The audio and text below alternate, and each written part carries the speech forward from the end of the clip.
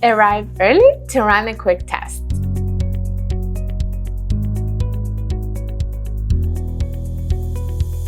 We always recommend to arrive on location a little earlier to set everything up. This will give you enough time to test your internet upload speed and compare Wi-Fi versus your mobile data internet.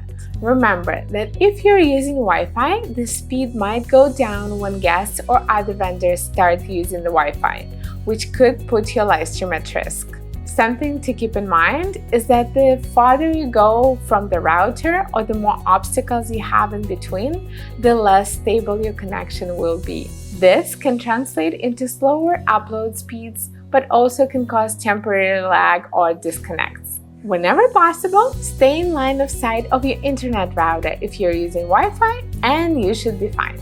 With mobile data internet, the problems above are not really an issue, as long as you're in a spot with good signal and reception. We recommend to go live about 10 minutes before the scheduled event time. This gives viewers the chance to receive the notification, open the link, and enjoy a few minutes before the action begins.